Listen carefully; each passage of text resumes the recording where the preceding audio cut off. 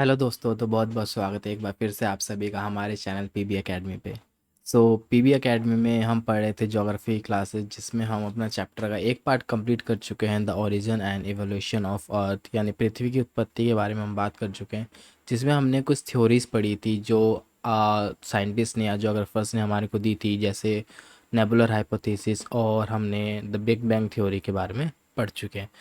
आज की क्लास में हम वहीं से आगे कंटिन्यू करने वाले हैं। अगर आप लोगों ने वो पार्ट नहीं देखा तो पहले वो पार्ट देख कर आइए, तभी आपको इसके आगे का जो चैप्टर है वो आपको क्लियर हो पाएगा। इस चैप्टर में हम पढ़ने वाले हैं कैसे प्लैनेट्स बने, कैसे मून्स बने, कैसे अर्थ बना, कैसे स्टार्स बने। इन सारी चीज़ों के बारे में हम चैप्टर के अंदर बात करते हैं। तो चलिए शुरू करते हैं इस चैप्टर को बहुत ही बढ़िया तरीके से। हमारा नेक्स्ट टॉपिक है फॉर्मेशन ऑफ स्टार, यानी सितारों का निर्माण कैसे हुआ। अगर आप देख सकते हैं तो हमारे पास क्या था, ये हमारा बना था नेबुलर हाइपोथेसिस के थ्रू, यानी नेबुलर के थ्रू बना था। यानी सारी चीज़ें क्या हुई थी, गैस की छोटे छोटे जो कण थे वो सारे एक साथ इकट्ठे हुए थे ग्रेविटेशनल फोर्स के थ्रू। जैसे लास्ट वीडियो मैंने आपको बताया था, हर पार्टिकल पास अपना खुद का एक ग्रेविटेशनल फोर्स होता है। तो जितने भी डस्ट पार्टिकल्स थे वो सारे क्या हो गए, इकट्ठा हो गए, और उन्होंने क्या मिलके बनाया कोर। ठीक है।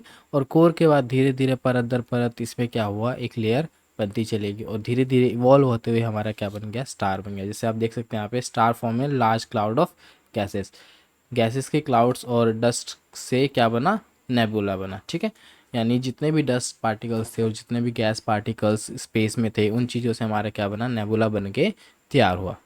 जब इन सारी चीज़ों से नेबुला बन के तैयार हुआ तो क्या हुआ, ग्रेविटी ने सारे पार्टिकल्स को अपनी तरफ पुल करा और सारे पार्टिकल्स टुगेदर हो गए। यानी जैसे मान लीजिए ये कुछ डस्ट डस्ट पार्टिकल्स हैं जो अलग अलग ऐसे घूम रहे, इन सबको ग्रेविटेशनल फोर्स ने क्या करा, एक तरफ प्रेस करा, पुल करा, और सारे एक सिंगुलर पार्टिकल में चेंज हो गए, यानी एक मॉलिक्यूल में चेंज हो गए, जिसे हम कहते हैं अणु। जिसे हम हिंदी में कहते हैं अणु। एक मॉलिक्यूल में ये चेंज हो गया और एक पूरा मॉलिक्यूल फॉर्म हो गया, यानी एक पार्टिकल फॉर्म हो गया। और न्यूक्लियर फ्यूज़न की वजह से कोर का बनना स्टार्ट हो गया, और इस तरीके से हमारे पूरे के पूरे स्टार्स का फॉर्मेशन हुआ। जो आपको आज जितने भी हमारे को स्टार्स दिखते हैं वो सारे के सारे स्टार्स क्या है, एक तरीके से हमारे, यानी किसी न किसी सोलर सिस्टम के सन है वो, एक तरीके से जो हमारे को जितने भी स्टार्स। आई होप आप सबको समझ आ गया फॉर्मेशन ऑफ स्टार किस तरीके से हुआ। चलिए इसी तरीके से दूसरे नेक्स्ट टॉपिक पे चलते हैं कि मून क्या है, चंद्रमा क्या है। चंद्रमा आपको पता ही हमारा क्या है, एक नेचुरल इकलौता सैटेलाइट है। नेचुरल सैटेलाइट यानी प्राकृतिक सैटेलाइट है। ठीक है। जिसे हम मून कहते हैं। ठीक है। जो क्या करता है, अर्थ के ऑर्बिट में घूमता रहता है। अर्थ के ऑर्बिट में क्या करता है, चारों तरफ रोटेट होता रहता है। इसे हम क्या कहते हैं, मून कहते हैं। ठीक है। देखो, पृथ्वी की क्या करता रहता है, परिक्रमा करता रहता है और चारों तरफ घूमता रहता है। ठीक है। इसी की वजह से क्या आता है, ज्वार और भाटे जो है हमारी पृथ्वी पर देखने को मिलती है। जो टाइड्स हमारे को आप ओशन में आप देखते हैं, वो सारी चीज़ें भी किसकी वजह से देखने को मिलता है, हमारे को इस मून की वजह से ही देखने को मिलता है। ठीक है। तो चलिए देखते हैं कि मून का फॉर्मेशन कैसे हुआ, यानी फॉर्मेशन ऑफ मून क्या हुआ। तो स्टार्टिंग में क्या हुआ, जब अर्थ जो था हमारा यंग अर्थ, ठीक है, यंग अर्थ जब सेटल डाउन हो रहा था, तो उस टाइम पे ना मार्स जितने बड़े एक पार्टिकल ने, या फिर आप मीटियो ले लीजिए, मार्स जितने बड़े एक पार्टिकल ने क्या करा, अर्थ के साथ क्या करा, कोलाइड करा, अर्थ से कोलाइड करा। ये आप देख सकते हैं बगल में, इस तरीके से कोलाइड करा। तो जैसे ये अर्थ है एक बड़ा सा, इस पे कोलाइड करा तो इतना हिस्सा क्या हुआ, अर्थ का टूट के अलग हो गया। यानी फिर हमारी अर्थ कैसे बनी, कुछ इस तरीके से रह गई, और ये जो इतना सा पार्टिकल था ये निकल के अलग हो गया और इसी के चारों तरफ चक्कर काटने लग गया। ठीक है।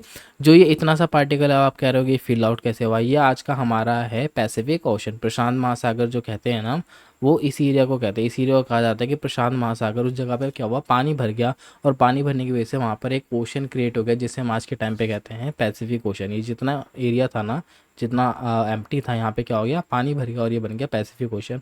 और ये जो एरिया अर्थ में से निकला था टूट के, यही अर्थ के चारों तरफ चक्कर काटने लगा, और ग्रेविटेशनल फोर्स और मूवमेंट के थ्रू ही घूमते घूमते क्या हुआ, पूरा गोल शेप इसने ले लिया। ठीक है। इस तरीके से जो हुआ हमारे जो अर्थ और मून का जो है, सॉरी, मून का जो है फॉर्मेशन हुआ। ये कब हुआ, आज से लगभग 4.5 अरब साल पहले हुआ था। ठीक है। कौन था, एक मंगल ग्रह के आकार की वस्तु पृथ्वी से टकराई थी। ठीक है। मार्स के साइज का, यानी जो मंगल ग्रह है उसके साइज की एक कोई वस्तु थी जो पृथ्वी से आके टकराई थी, और इस टकराव से चंद्रमा का क्या हुआ, निर्माण हुआ था। इसी तरीके से हमारे चांद का जो है, जो आज हमें चांद देखने को मिलता है, इस तरीके से उसका निर्माण हुआ था। आगे चलते हैं चैप्टर में, फॉर्मेशन ऑफ मर्क, इवोल्यूशन ऑफ लिथोस्फेयर। या स्टार्टिंग में क्या हुआ, जब अर्थ पे कोई भी लिथोस्फेयर नहीं था तो सबसे पहले क्या था, एटमॉस्फेयर था, ठीक है, जहाँ पे क्या थे, थिन एटमॉस्फेयर की लेयर थी जिसपे क्या था, हाइड्रोजन और हीलियम मौजूद था, ठीक है। और हैवी मटेरियल्स थे, जैसे आयरन था, ठीक है, कोर पे था। लेकिन तो इसने क्या करा, हैवी मटेरियल्स ने क्या करा, इसके ऊपर एक कोर के ऊपर एक लेयरिंग करते चले गए, ठीक है। लेयरिंग करते गए, फिर कूलिंग होते गए, फिर सॉलिडिफिकेशन होता गया, और इसी तरीके से हमारा क्या हुआ, लिथोस्फेयर का हुआ। मतलब इस तरीके से क्या हुआ, पहले हमारा कोर था, यानी कोर था जो पूरी तरीके से क्या था, आग का गोला था। अब इसके ऊपर क्या हुआ, सबसे पहले क्या था, एटमॉस्फेयर था, ये एटमॉस्फेयर है।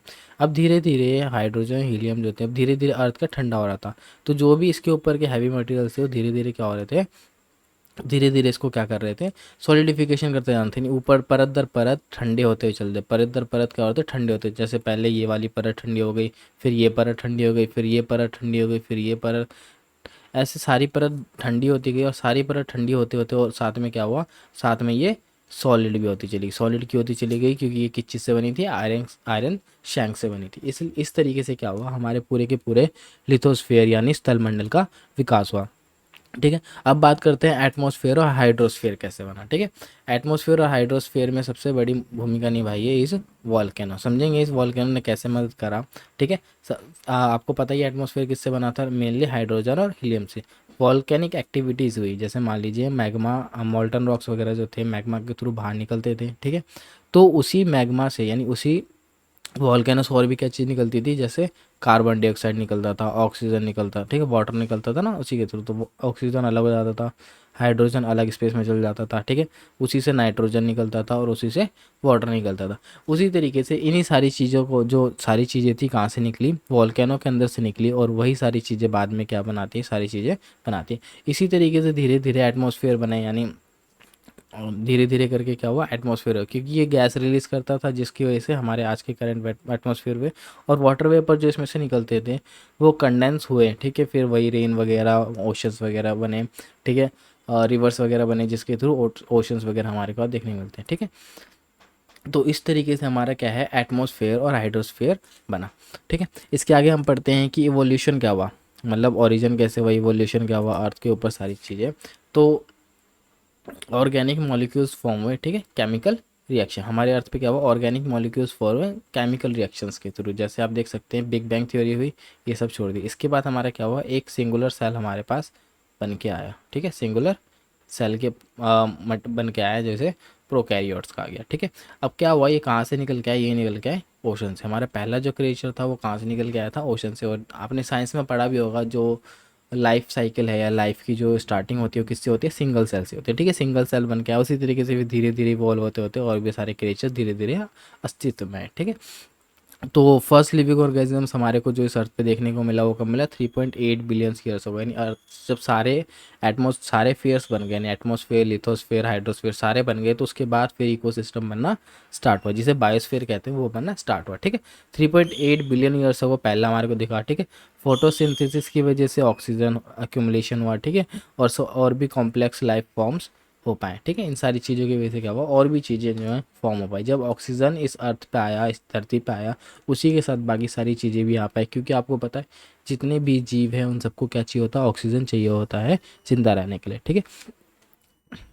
अब आगे चलते हैं। आई होप आपको समझ आ गया ओरिजिन और इवोल्यूशन कैसे हुआ, जीवन की उत्पत्ति कैसे हुई, ठीक है। यही हमारा पूरा का पूरा चैप्टर था, जो चैप्टर 2 था 11th क्लास का, ठीक है, ओरिजिन और इवोल्यूशन ऑफ अर्थ। सो यहीं पे ये पूरा का पूरा चैप्टर ख़त्म होता है। अब हम नेक्स्ट चैप्टर में बात करेंगे नई सारी चीज़ों के बारे में। तो इस पर बने रहने के लिए आप हमारे चैनल को सब्सक्राइब कर सकते हो और हमारे सोशल मीडिया हैंडल्स को भी लाइक और फॉलो कर सकते हैं, ठीक है। और भी अगर आपको कोई डाउट्स वगैरह हो तो आप कमेंट सेक्शन में हमारे को बता सकते हैं, मेल भी कर सकते हैं। और इससे पहले का पार्ट आपको देखना हो या इससे पहले कोई भी वीडियो आपको देखनी हो ज्योग्राफी से रिलेटेड, सो आप डायरेक्टली प्लेलिस्ट पे भी जा सकते हैं हमारे चैनल की, या फिर आई बटन आपको कहीं दिख रहा होगा किसी साइड, तो वहाँ पे क्लिक करके भी आप जा सकते हैं। सो अभी के लिए थैंक यू, मिलते हैं नेक्स्ट वीडियो में।